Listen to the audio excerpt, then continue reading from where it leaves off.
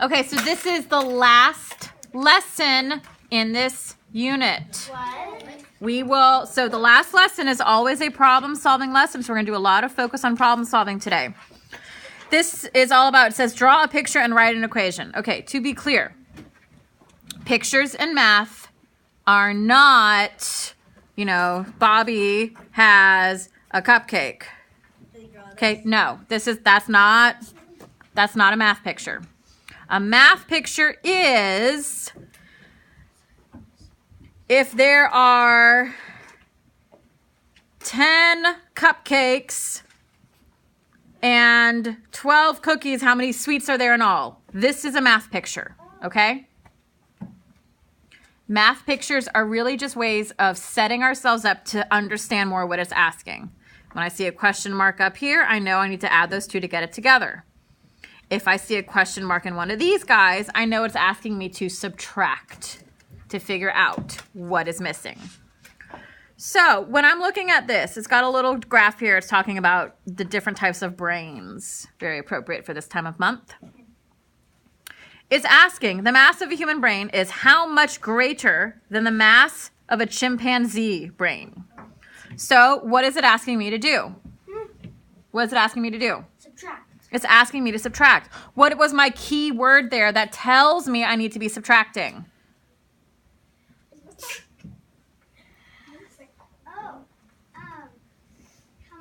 How much greater is my key word? So before we even get started, write this off to the side, please. So addition words. Addition words.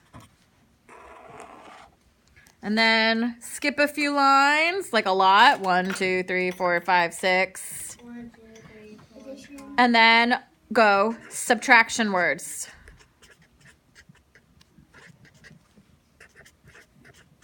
How many lines? 1, 2, 3, 4, 5, 6. Skip like 6.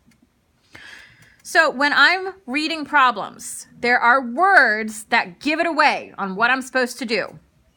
With addition, if it says total amount, the total amount is going to tell me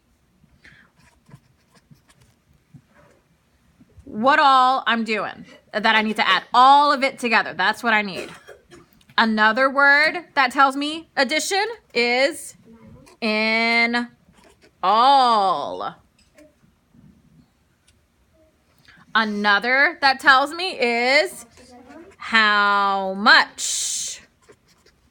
Another word is sum. Another word is all together. All together. No, all together. What? It's a beetle, sorry. Beetles?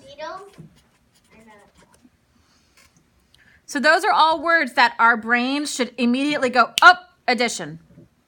Oh, subtraction. That should tell us right away. So then, subtraction words. The first one that we see the most, difference. What is the difference? Or in this case, how much greater?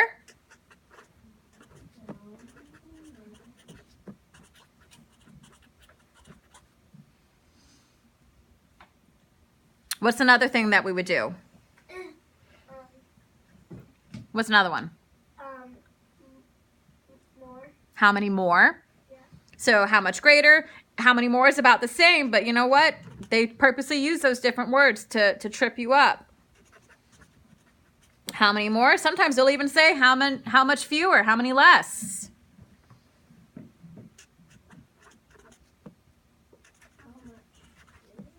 Mm-hmm. Oh, I got left. Like how much is left? How much is left? Yes. Would that say that I need to be subtracting? Yes. Mm-hmm.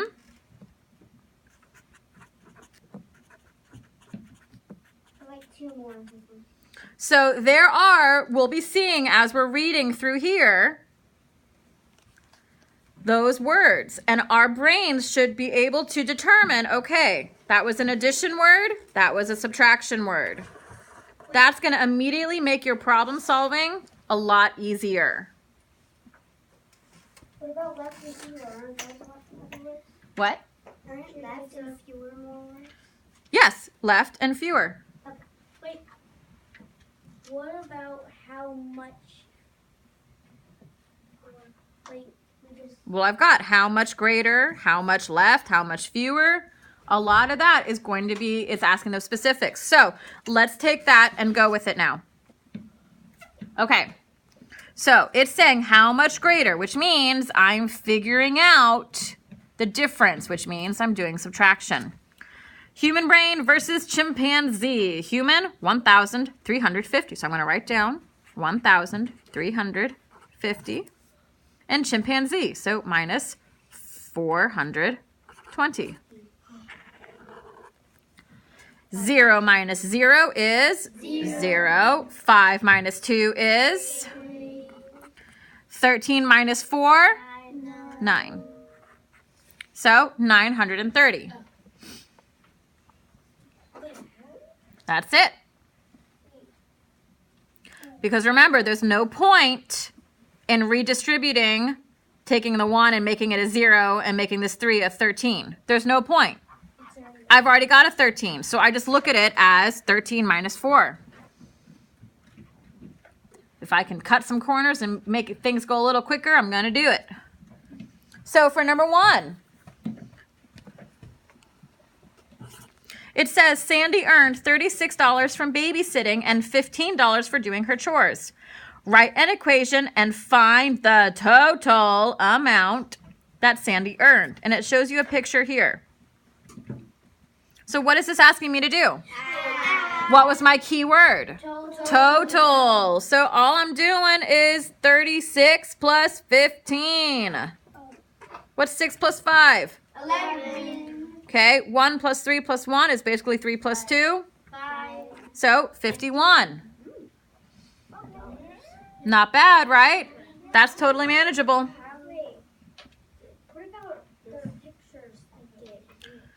So it didn't ask us to draw a picture. A lot of times, guys, is this what I wrote here? This is already here for me. I don't need to draw that again. For me, having it drawn already is what's going to help me even more. Drawing it out myself means I already know what it's asking me to do. And honestly, I'm not going to take that time to draw it unless the actual problem says, draw a picture. I'm like, that's what it says to do. But drawing this out, to me, is not helpful. If I have drawn it like this, that means I know that I need to add these two to get this. Now, if I'm unsure and I have this picture to look at, yes, that's going to help me. But the book will provide that. And the test will provide that. So it's one of those where I just pick, you know what? There are some things I don't need to spend my time on. Like reasonableness. How can you show that 930 grams is a reasonable answer? What on earth do you mean by that? Hello? I just did the math. Obviously, 930 is the answer. So yeah, it's reasonable because it's right.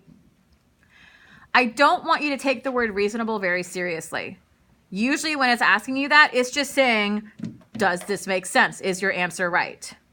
Now, if they were to say, would it be reasonable to say that it's about 900 more?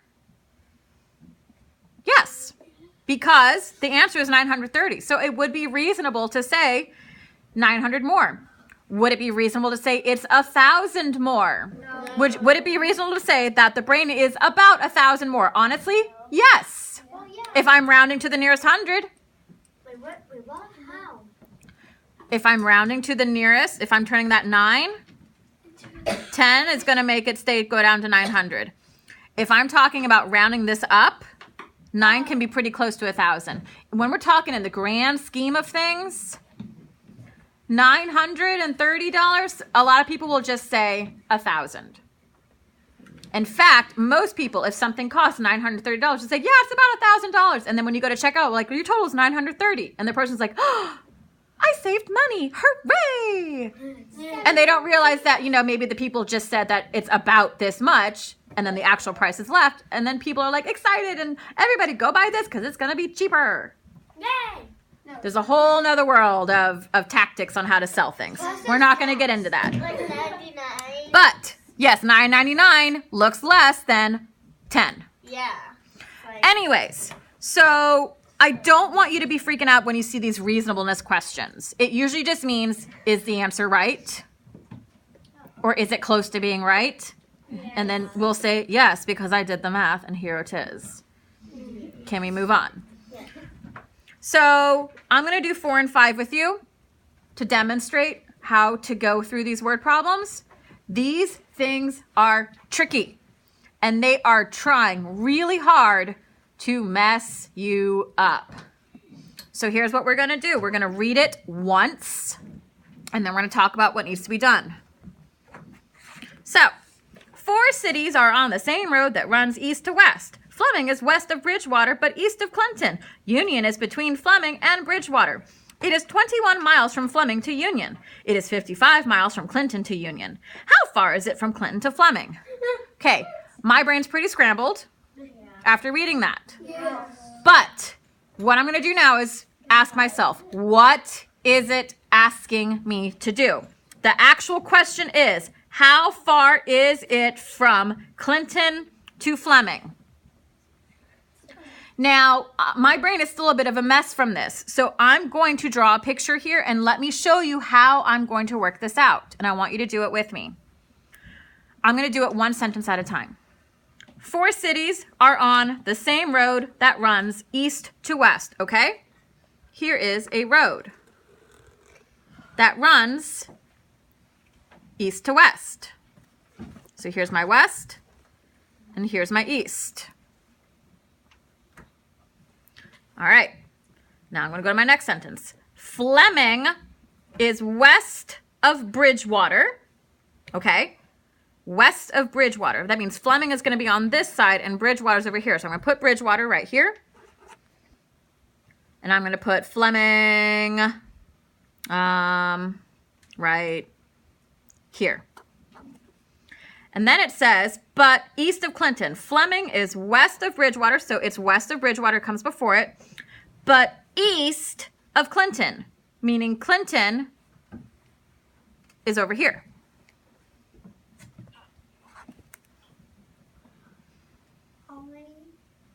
See?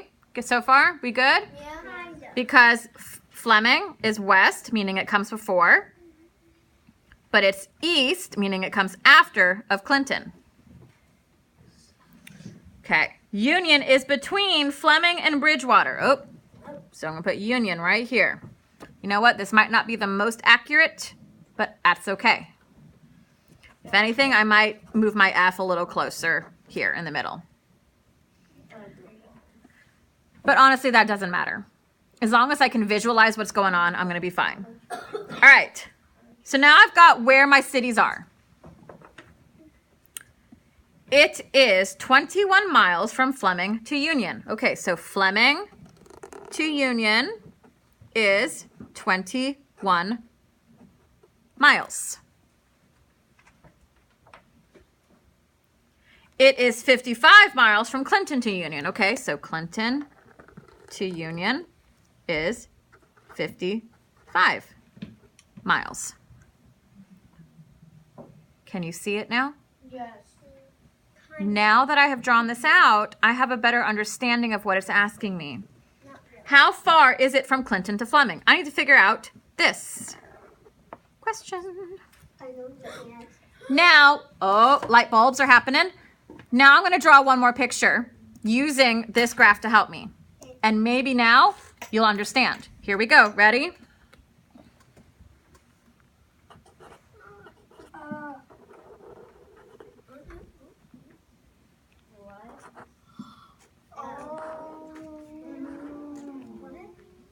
I don't get it. What is it asking me to do? What is it asking me to do? 55 minus 21. It's asking me to subtract. Clinton to Union is 55 miles.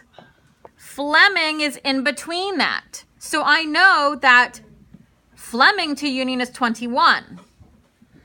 So Clinton to Fleming is going to have to be the remainder when I've subtracted 55 minus 21. So it'll be 55. So now I'm going to do 55 minus 21.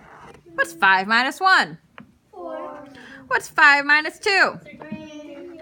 There we go.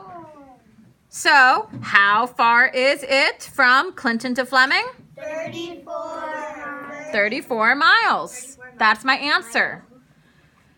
So in all, after all that, the actual math problem that I had to do was 55 minus 21. I did not even have to redistribute a single thing. So the actual math it was asking me to do was quite simple. I found it not much of a challenge to get through. Setting it up to figure out what it was asking me to do, that's a whole different story. That was challenging. I had to take it sentence by sentence. So it's like you try. Oh. So I'm drawing it out to help myself visualize, because eventually I've realized I've got the whole part right here and part of that hole right here. So now I need the other part of that hole. So 55 miles in all, where one part to one part is 21, and the other part is 34. Part, whole. 34 and 21 makes 55 in all. So it's just asking you how far it is from Clinton. So let's go on to number 5.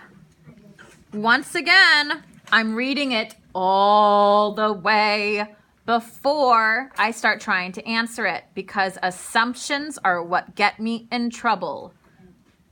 What's our assumption? An assumption is just thinking that something is going to be just that. This lesson's been all about subtraction, so everything in here is subtraction, so everything I will do will be subtracting. No. No, you already did. You guys got tricked by that the other day with the the Mount Kilimanjaro. What's that?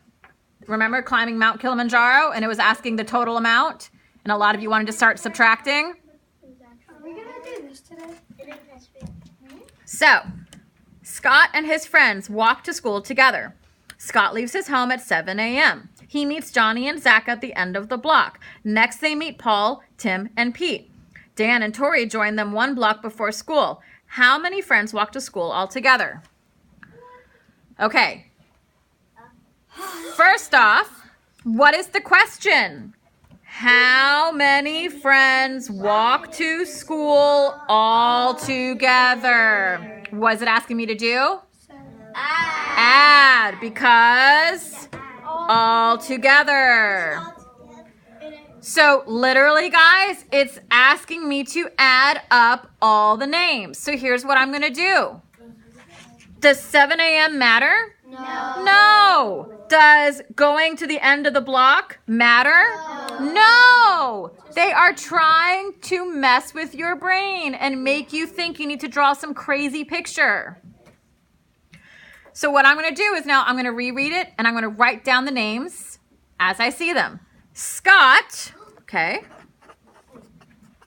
and his friends walk to school together. Scott, already wrote it, leaves his home at 7 a.m. He meets Johnny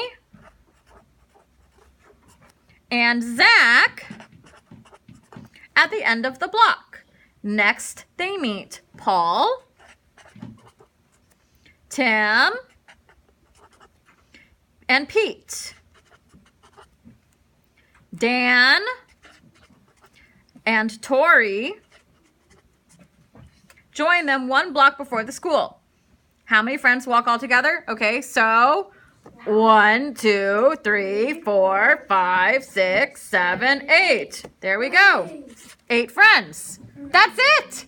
It just asked me to do 1 plus 1 plus 1 to get to 8. That's it. But when I'm reading this, if I start assuming that it's like some crazy thing like this guy was, and I start going, okay, so here was Scott, and it's 7 a.m. and then he went this way, and then he met his friends Johnny and Zach. And then he went down another block, and then he saw Paul and Tim and Pete. And then it said he went another block, and then he... Okay, so now I'm making these pictures. I'm getting myself confused. I'm expecting them to ask me, how many blocks did they travel? Or how long did it take them to get there if they started at 7 a.m.? Because I'm making assumptions. That's why we read all the way through. If it would ask you how long it would take them to get to each block, Well, if they were talking about time, he would have said, and then at 7:02, he found his friends. Then at 7:08, or something like that, they would have given you more times. Yeah. Or they would have specified 2 blocks, and then 1 block, and then 3 blocks. Yeah. They didn't do any of that. They just gave you a bunch of names, and you had to count the names. Okay? That was So, the key to this lesson here is 1, find those words. Read it before you do it. I guarantee you it's going to try and trick you. And so we look at it and we go, not today, math. Okay? You got this.